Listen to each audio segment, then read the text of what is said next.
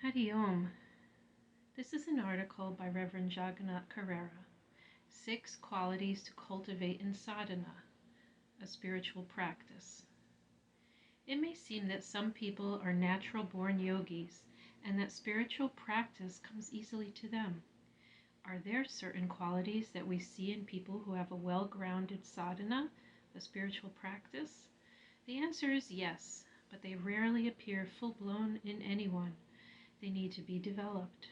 They are already within us, but they need to be nurtured to find full expression. There are 6 characteristics to explore: fervor, humility, generosity, fidelity, creativity, and patience. These qualities are found in successful people in all fields of endeavor. These are qualities that we admire in our role models. Let them serve as an invitation to become the hero in your own life. Fervor is a constant longing for a goal we have set before ourselves. It is born from a sense of not being fully at home, at rest, or whole until our goals are reached. We experience a kind of fervor when we are separated from our beloved for an extended time. Our thoughts go again and again to our loved one. We can't shake the feeling that something vital is missing, that we are not whole. Contemplating this simple formula can generate fervor in sadhana. Life, sooner or later, brings suffering. Sadhana offers a way to transcend suffering. The ultimate goal of yoga sadhana is realization of our true nature.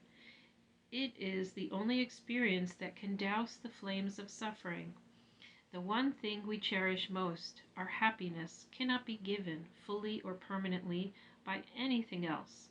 It may be little unsettling to contemplate the fact that nothing else can give us the peace and happiness that we seek. Even the glories of nature or the comfort, warmth, love, and security of family life cannot fulfill this need for a state of happiness so deep and unshakable that it dissolves all sorrow. Try this exercise. Write down 10 things that define who you are. Reflect on it carefully. Think of those things that are the nearest and dearest to you, the most vital, those things that define who you are, such as your spouse, sense of humor, intellect, ability to make friends, or reasoning power. Once you're satisfied with your list, cross off the 2 least important. Think carefully before you cross off anything. You can't get them back. They are being erased from your life. Now cross off 2 more, and then 2 more. Keep going until all are scratched out. Then realize this: all of us will experience the pain of losing everything on our lists one day or another. It's not a pleasant exercise, but there's a bright side. Sadhana can be the vital center point of a life that frees you from this pain. No one and nothing can ever take your self from you. It is in you, is you, and is eternally free from all suffering. Fervor is the force that brings ignorance to the brink of extinction. Fervor doesn't mean that you become a recluse or off-balanced obsessive fanatic. One of the beautiful things about being a yogi is that most people don't even have to know about your sadhana practice. You quietly go about your life doing your daily sadhana. The special serenity that you radiate may be the only thing that gives you away. Humility. One of the main problems with finding success in sadhana is that we can't fully accept the power that lies in its simplicity.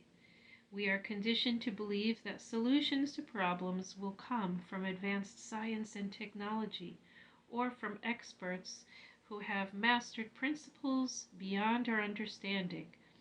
How can sitting with our attention focused on the breath, an image, or a sound transform our lives? Shouldn't the solution to erasing suffering be more complex? The challenge is to be humble enough to accept the simplicity of yoga and meditation and be willing to surrender to the practice. Intimately connected to humility is the tantalizing capacity to be wonderstruck. It is a state of mind that revels in learning, in being surprised by life and truth. It regards the unknown, not with terror, but with interest, objectivity, and openness. We know that when one is struck with wonder, words fall away. The mind becomes still and alert. The breath may stop, hence the word breathtaking. We are left with wonder. The mind cannot grasp the experience in its entirety. But it doesn't matter. We surrender to the experience. That's part of its joy. The experience of wonder is a taste of the transcendent. It is an experience that brings with it knowledge that every moment contains infinite possibilities. Possibilities with them hope and optimism. Generosity. Generosity means to put aside your desires that are limited to personal benefit in order to create a greater, more fulfilling reality. Generosity knows that nothing is lost by selfless giving. There is only gain. Generosity is a companion of compassion. We are born with an instinctive impulse to alleviate suffering, but that inclination is often blocked by suspicion, fear, and personal cravings. Generosity means more than donating to a worthwhile cause. When we devote our time and energy to listen to the problems of others, allow someone with only one item to move ahead of us at the supermarket, or rejoice in the happiness of others, we are exercising generosity. Sadhana requires a generous spirit, giving of our time and effort. It's not really different from devoting our time and resources for the greater good. In meditation, we put aside what the mind wants in order to pay attention to the object of meditation. Practicing generosity in life will lead to better meditation. Conversely, meditation will naturally lead to greater generosity in life. Sadhana is worthy of our time and attention. It brings benefits to those around you and to you. Fidelity. This virtue is the backbone of success in sadhana and in any endeavor. Fidelity is continued loyalty to a person, cause, or belief. It expresses as steadiness, integrity, strength, and dependability. Sticking to a goal and keeping our word. People who have developed fidelity have the patience, openness of heart, and courage to stay with a task to its completion. Fidelity to sadhana can transform your mind and your life. Old habits are very stubborn and resist change. To understand why this is so, we should discuss how habits are formed. Think of the mind as being a lump of clay.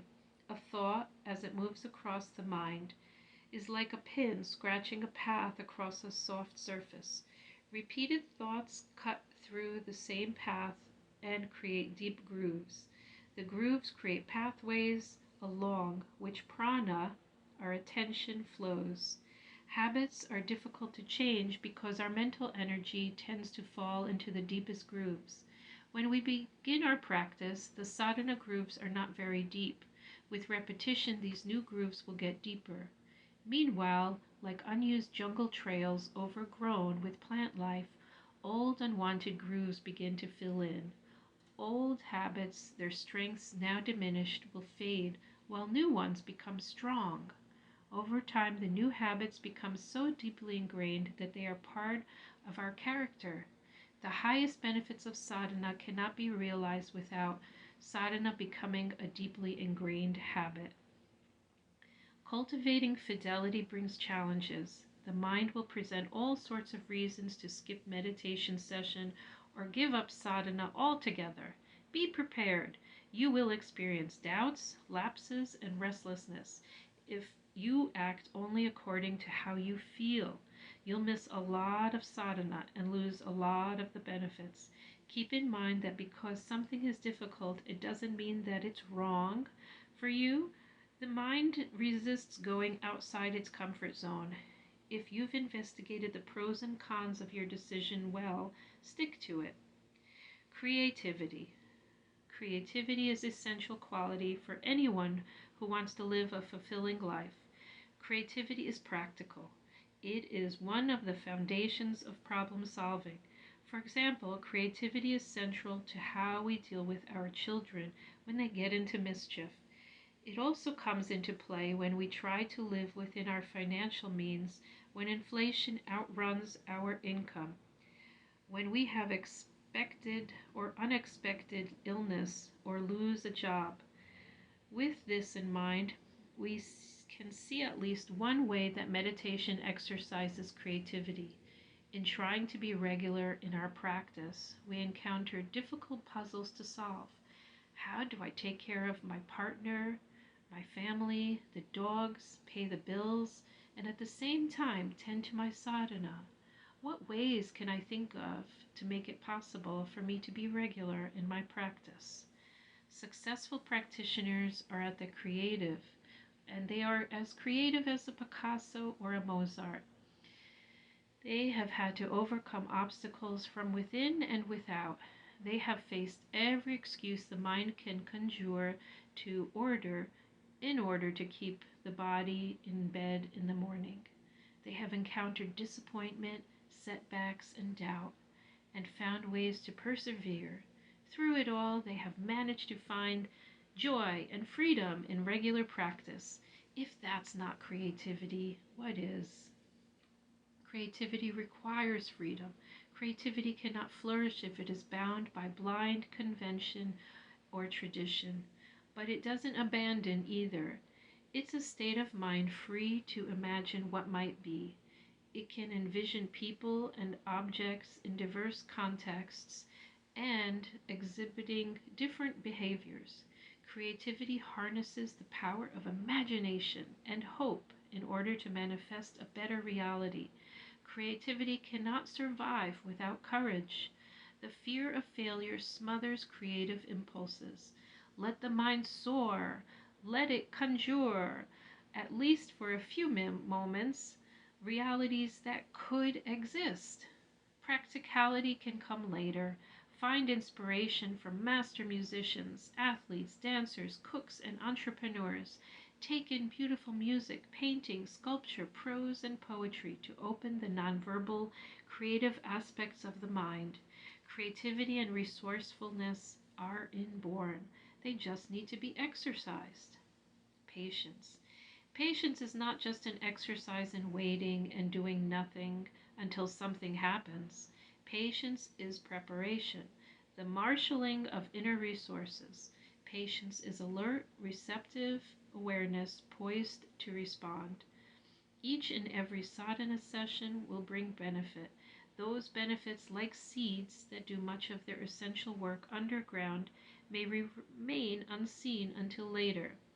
Fixating daily on results can become an obstacle. Know where you are headed, but focus on the process, not the goal. You will reach your objective more quickly. Learn to value and appreciate every step of the journey.